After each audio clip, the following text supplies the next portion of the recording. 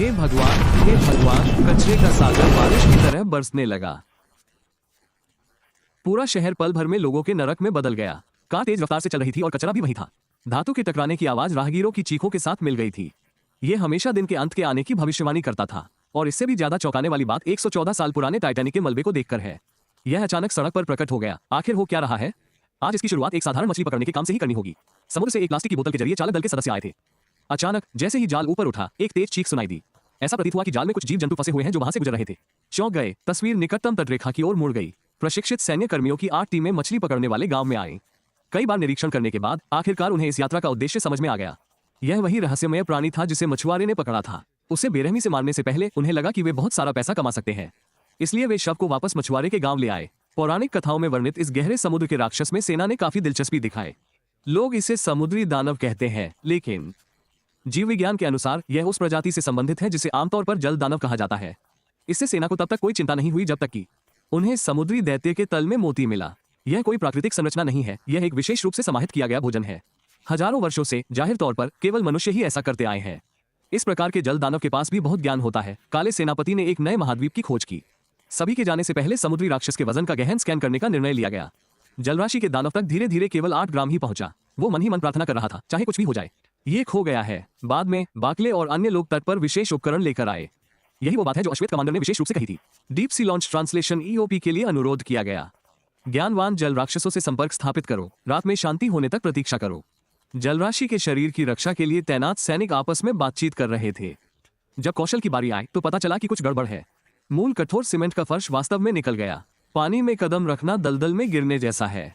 महिला सैनिक ने अभी तक अपने शरीर में हो रही घटनाओं पर कोई प्रतिक्रिया नहीं दी है। वो अपने साथी के साथ फंसा हुआ है। वो बिल्ली की तरह है। अगर आप सेना में जाना चाहते हैं, तुम कुछ नहीं कर सकते। एक काले हाथ ने उसे सीधे दलदल में धकेल दिया। फिर पानी एक एक करके चालू हो जाता है। जैसे ही अंधेरी बारिश रुकी, उसने लटकते हुए जलराशि के राक्षस को उतार दिया। अलार्म बजते ही और बेस पर सो रहे सैनिक तेजी से शिविर से बाहर निकल आए। उनके घटनास्थल पर पहुंचने का इंतजार करो। इसी दौरान जलराशिफल 2 रक्षकों के साथ गायब हो गया। मूल दलदली भूमि पुनः ठोस सीमेंट के फर्श में परिवर्तित हो गई। बाकले ने अपने पैरों के नीचे कुछ असामान्य चीज देखी। उसने जमीन से एक कुर्सी खींची। इसके परिणामस्वरूप कमांडर ने एक वॉकी टॉकी का उपयोग करके 2 लापता लोगों को फोन करने की कोशिश की। उसे अपने पैरों के नीचे से एक धीमी सी आवाज सुनाई दी। उसने बार बार फर्श के नीचे दबी हुई उस अजीबोगरीब टॉकी की पुष्टि की।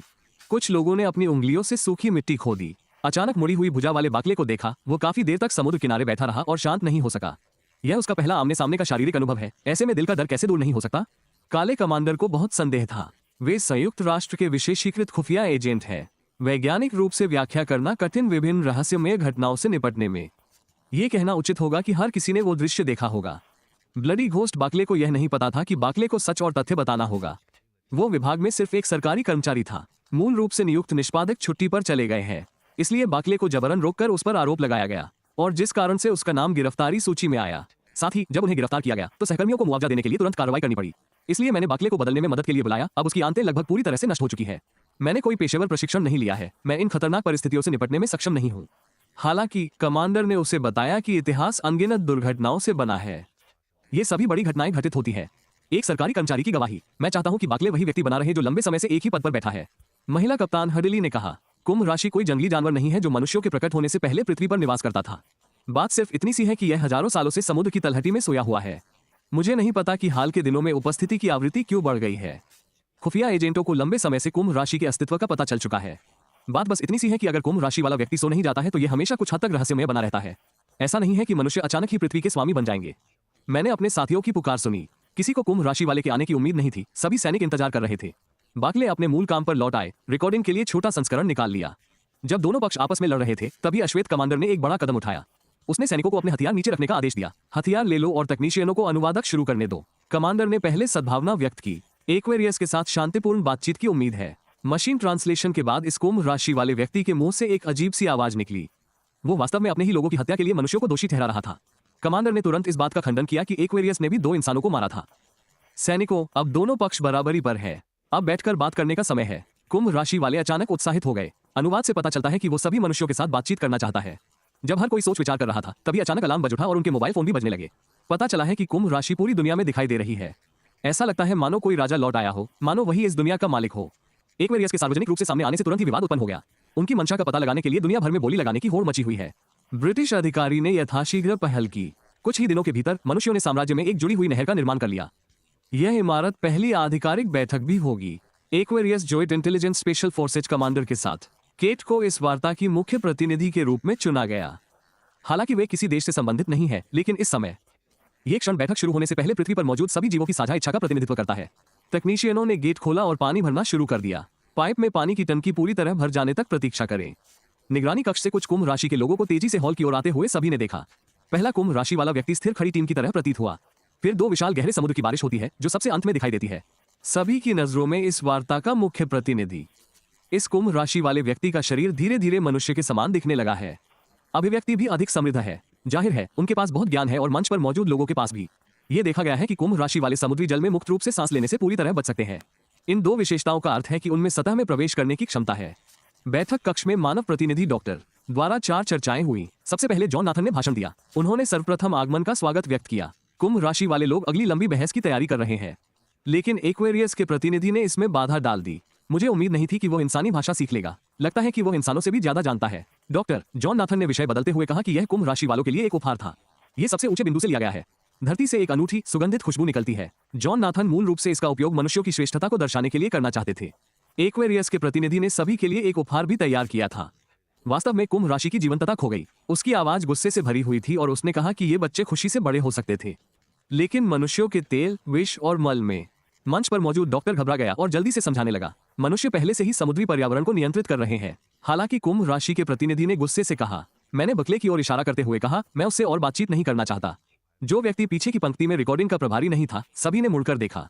मुझे समझ नहीं आता कि कुंभ राशि वाले ने इतने छोटे कद के व्यक्ति को क्यों चुना, लेकिन मैंने आपको फिंगर बकले की ओर से देखा था। कंप्यूटर स्क्रीन पर जलीय कोर की प्रार्थना करते हुए की तस्वीर दिखाई देती है। उसका मानना है कि केवल वही लोग जो पिता का सम्मान करते हैं वे ही ऐसा कर सकते हैं। कुंभ राशि के साथ बातचीत करने के लिए मनुष्यों का प्रतिनिधित्व करने के योग्य। यहाँ तक कि बकले खुद भी वहां मौजूद थे। वो अपने ही मौन साहित्यिक दल पर विश्वास नहीं करता और पूरी दुनिया का ध्यान अपनी ओर खींच रहा है। बैठक के जनरल कमांडर केट को इस बात की चिंता है कि अगर बकले ने कुछ गलत कह दिया तो क्या होगा। युद्ध शुरू करना संभव है, लेकिन दो कुलों के बीच। हालांकि कुंभ राशि वालों का रवैया बेहद दृढ़ था। उसने कहा कि वो सिर्फ बकले की आवाज सुनना चाहता था और इस छोटे से आदमी की राय थी कि उसे कुंभ राशि के सामने खड़ा होना चाहिए। एक्वेरियस के प्रतिनिधि ने फिर से जोर देकर कहा कि उसने ठीक से सूट भी तैयार नहीं किया था। मैंने तुम्हें तुम्हारी मानवता और सहानुभूति के कारण चुना। बकले ने सिर हिलाया। मुझे लगता है कि वो आखिरकार सभी मनुष्यों का प्रतिनिधित्व नहीं कर सकता। एक्वेरियस के प्रतिनिधि ने जोर देकर कहा कि वो सिर्फ एक छोटा सा किरदार है। यह वार्ता विश्व की उपस्थिति में संपन्न होनी चाहिए। दुनिया को ये बताएं कि आम लोगों को भी बोलने का अधिकार है। हालांकि केट ही वार्ताकार है, इसमें बहुत सारे कारक शामिल हैं, इसलिए इस पर विचार करना असंभव है। उसके लिए पूरी बातचीत को दुनिया के सामने उजागर करना, और बकले यूं ही अपनी राय नहीं दे सकते। इसलिए दूसरे दिन की बातचीत में केट ने केवल 50 पत्रकारों को शूटिंग और बैंडिंग की अनुमति दी थी। एक साथ लाइव प्रसारण की संभावना पर भी बार बार जोर दिया गया। केवल स्क्रीन पर लिखे टेक्स्ट का ही अनुसरण करें, खुद को एक विशाल पाइप की तरह पेश करके नाटकबाजी न करें। कुंभ राशि का वार्ताकार फिर से पानी से भर गया है। केट की घटना के बाद बकी को होश आ गया है और वो कल की तुलना में काफी शांत है। और जब वो मानव मान के कुंभ राशि को पढ़ने ही वाला था, प्रतिनिधि ने अचानक बीच में ही टोकते हुए कहा, उसे एक गिलास पानी चाहिए। इस बात पर जानबूझकर जोर दिया गया है कि यह उचित मात्रा का पानी है। प्रभारी व्यक्ति के लिए इस तरह के सरल अनुरोध को अस्वीकार करना असंभव है। इसलिए उसने तुरंत सैनिकों की एक टीम को नदी के उस हिस्से में भेजा जहां नदी का पानी उफान पर था। इसे जल्द ही बकले के हाथों में भेज दिया गया। एक्वेरियस के प्रतिनिधि ने निम्नलिखित अनुरोध किया, यानी बकी को नदी का पानी पीने दो। कप पर बने पीले भंवर को देखो। इस समय उस व्यक्ति के चेहरे के भाव अत्यंत जटिल है। नवीनतम निर्देश ये था। डिस्प्ले के संबंध में बकले ने सुझाव दिया कि इसका उपयोग करने से पहले इसे कीटाणुरहित किया जाना चाहिए। फिर उन्होंने प्रदूषण की समस्या का जिक्र करना शुरू किया। एक्वेरियस के प्रतिनिधि ने बीच में ही टोकते हुए कहा कि वो अकेले ही राजनेताओं की बातें सुनना चाहता है। बकले को कठपुतली नहीं बनना चाहिए। वो व्यक्ति कुछ क्षण चुप रहा और अंत में बोला, यह निर्णय है कि हेडफोन उतारकर अपने मन की बात कही जाए। उसका मानना है कि मनुष्य थोड़े से लाभ के लिए बहुत मूर्ख और स्वार्थी है। उसकी आंखों के सामने धरती को ढहने के कगार पर धकेलने में जरा भी संकोच न करो। यहाँ तक कि जब दो लोग अनगिनत बार बातचीत करते हैं, कारखाने अभी भी नदियों और महासागरों में अपशिष्ट पदार्थ छोड़ते हैं। कुंभ राशि के प्रतिनिधि की अत्यधिक प्रशंसा पर आधारित ये कथन, मुझे लगता है कि तुम मेरे सबसे पसंदीदा इंसान हो। बकी को लगा कि उसका प्रदर्शन एकदम सही था। हालांकि जब उसने अपना सिर घुमाया तो उसने पाया कि पूरा स्थान मृत्यु की अवस्था में था। बातचीत को भी स्थगित करना पड़ा। बकले के अलगाव के शब्द निस्संदेह इसने मनुष्यों को अत्यंत प्रतिकूल स्थिति में धकेल दिया। विशेष बलों ने दूसरे शहर में वापस जाने का फैसला किया। उन्होंने कुंभ राशि के लोगों की शारीरिक विशेषताओं का अध्ययन करना शुरू किया। यहाँ तक कि मृत कुंभ राशि वाले ने भी साथ नहीं छोड़ा।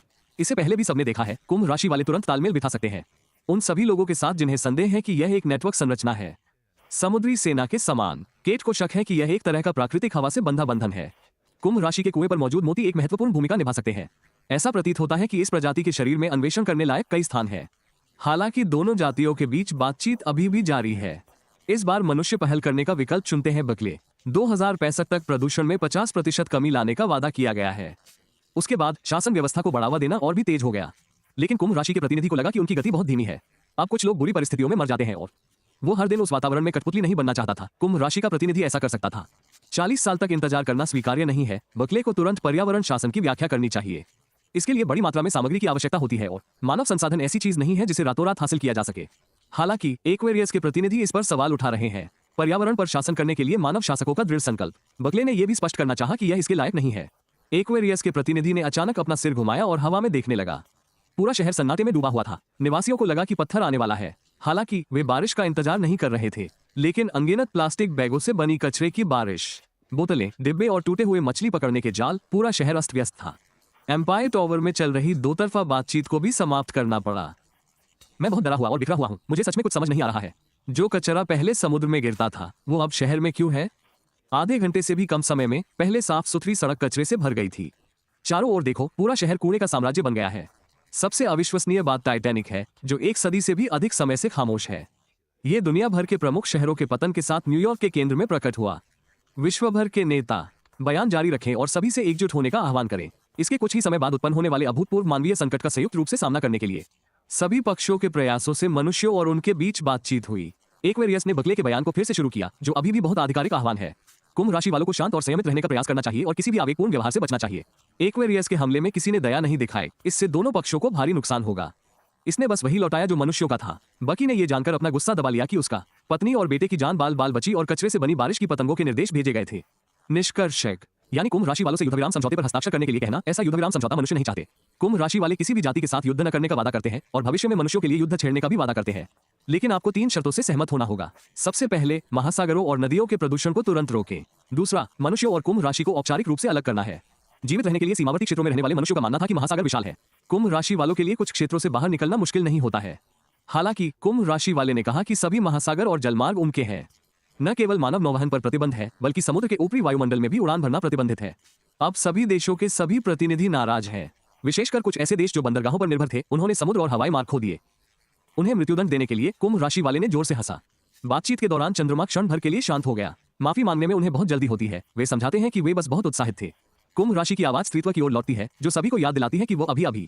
तीसरी शर्त में 2 शर्तों का उल्लेख किया गया है। तीसरी शर्त ही मुख्य है। वो बहुत निराश है। इस्पात से बनी इस ऊंची इमारत के साथ, जहां क्ले ने उनसे अगली बैठक का स्थान तय करने को कहा। हर कोई मदद नहीं कर सकता, लेकिन स्क्रीन पर दिए गए निर्देशांकों को देखिए। ये पृथ्वी के सबसे गहरे समुद्री बंदरगाहों में से एक है। मानव निर्मित सबसे उन्नत पनडुब्बी होने के बावजूद ये केवल आधी गहराई तक ही डूब सकती है। कुंभ राशि के प्रश्न का सामना करते हुए बकले वास्तव में सहमत हो गए। यदि आपको पसंद आए तो ऊपर दिए गए समुद्री युद्ध की पहली और दूसरी सामग्री देखें। कृपया ध्यान देते रहें। अगली बार मिलते हैं।